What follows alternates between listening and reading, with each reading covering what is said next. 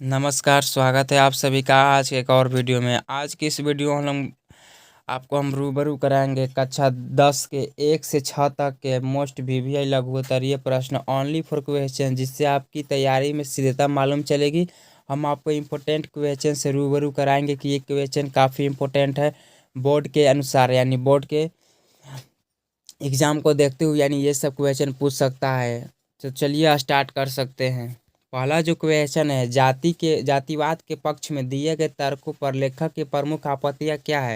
यानी ये चैप्टर 1 से जो क्वेश्चन है, काफ़ी इंपॉर्टेंट क्वेश्चन है। हम और क्वेश्चन को क्यों नहीं लिए, यही क्वेश्चन क्यों लिए। जातिवाद के पक्ष में दिए गए तर्कों पर लेखक की प्रमुख आपत्तियां क्या है या क्या क्या है, ये आपको लिखना है। अगर आपको उत्तर चाहिए तो हम एक वीडियो में इन सब उत्तर भी कवर कर सकते हैं। इस सब में केवल क्वेश्चन हम लिए हैं।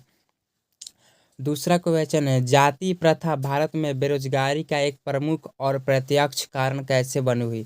यानी जाति प्रथा, यानी मैं उस धर्म का हूँ, मैं उस जाति का हूँ, ये सब करते हुए ये भारत में एक बेरोजगारी का प्रमुख कारण कैसे बनी हुई है। सटीक आंसर पूछ रहा है क्वेश्चन। आप इसे बाहर से भी लिख सकते हैं आंसर, आप बुक से भी लिख सकते हैं। इसमें दोनों क्वेश्चन छुपा हुआ है। तीसरा जो क्वेश्चन है चैप्टर 2 से, काशू और मदन के बीच झगड़े का क्या कारण था। इस प्रसंग के द्वारा लेखक क्या दिखाना चाहते हैं। इसमें दो क्वेश्चन पूछ दिया है। काशू और मदन के बीच झगड़े का क्या कारण है, आपको 2 लाइन या 1.5 लाइन में इसका आंसर लिखना है। और इस प्रसंग के द्वारा लेखक क्या दिखाना चाहता है, यानी इस प्रसंग के द्वारा लेखक क्या दिखाना चाहता है। यानी ओवरऑल इसमें दो क्वेश्चन पूछ दिया है, दो क्वेश्चन इसमें पूछ दिया है। सेन साहब मदन सेन साहब मदन, काशू और गिरधर का चरित्र चित्रण करे, यानी उनका सब चित्रण करे, यानी वो किस प्रकार का चरित्र में थे। सेन साहब, मदन, काशू और गिरधर, इन सारी को एक एक लाइन में प्रस्तुत करिएगा तो 4 लाइन का उत्तर हो जाएगा। अगला जो क्वेश्चन है, भारत किस तरह अतीत और सुदूर भविष्य को जोड़ता है, स्पष्ट कर। यानी भारत किस तरह अतीत और सुदूर भविष्य को जोड़ता है, दोनों को स्पष्ट करे। ठीक। मैक्स मुलर ने संस्कृति की कौन सी विशेषताएं और महत्व बताए हैं। मैक्स मुलर ने संस्कृत की कौन सी विशेषताएं और महत्व बताए हैं, स्पष्ट करें। सिकंदर कौन थे, देखिए इनका नाम काफ़ी आप लोग सुने होंगे। सिकंदर कौन थे, ये भी क्वेश्चन बहुत ही महत्वपूर्ण है। सिकंदर कौन थे, सिकंदर कौन थे, ये क्वेश्चन काफ़ी महत्वपूर्ण है, इसे नोट कर ले। बढ़ते नाखून द्वारा प्रकृति मनुष्य को क्या याद दिलाना चाहती है। बढ़ते नाखून द्वारा प्रकृति मनुष्य को क्या याद दिलाती है या दिलाना चाहती है, ये भी काफ़ी इंपॉर्टेंट क्वेश्चन है, इसे नोट कर ले नोटबुक में। मनुष्य बार बार क्यों नाखून काटता है, या मनुष्य बार बार नाखून को क्यों काटता है, ये भी काफ़ी इंपॉर्टेंट क्वेश्चन है। ये अपने से भी लिख सकते हैं, किसी पर निर्भर रहने की जरूरी ना है। देखिए ये व्याख्या करें, मैं मनुष्य के नाखून की ओर देखता हूँ तो कभी कभी निराश हो जाता हूँ। ये व्याख्या आखिर कह क्या रहा है, ये भी पूछ रहा है इस क्वेश्चन में। आखिर ये व्याख्या कह क्या रहा है, यही पूछ रहा है इस क्वेश्चन में। अगला जो क्वेश्चन है, देवनागरी लिपि के अक्षरों में स्थिरता कैसे आई है। देखिए काफ़ी इंपॉर्टेंट क्वेश्चन है। इस क्वेश्चन अपने आप एक क्वेश्चन है, आप पढ़ के देखिए। देवनागरी लिपि के अक्षरों में स्थिरता कैसे आई है।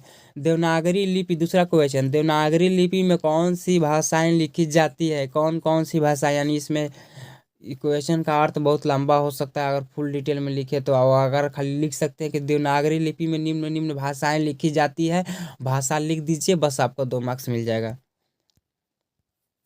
अगला जो क्वेश्चन है, नागरी लिपि, नागरी को देवनागरी क्यों कहते हैं। नागरी को, सॉरी नागरी ऐसे होगा, नागरी को देवनागरी क्यों कहते हैं, ये भी काफ़ी इंपॉर्टेंट क्वेश्चन है। फिर इसके आगे जो क्वेश्चन है, ब्राह्मी और सिद्धांत लिपि की तुलना में नागरी लिपि का मुख्य पहचान क्या है। यानी इन दोनों के बीच में इस लिपि का मुख्य पहचान क्या है, इन दोनों की तुलना में इस लिपि का मुख्य पहचान क्या है, ये काफ़ी इंपॉर्टेंट पूछ रहा है। गुज्जर गुज्जर प्रतिहार कौन थे, गुज्जर प्रतिहार कौन थे, गुज्जर प्रतिहार कौन थे, ये भी काफ़ी इंपॉर्टेंट क्वेश्चन है। अगला जो क्वेश्चन है, अपने शब्दों में पहली बार दिखे बहादुर का वर्णन करें। अपने शब्दों में पहली बार दिखे बहादुर का वर्णन करें। यह भी काफ़ी इंपॉर्टेंट क्वेश्चन है।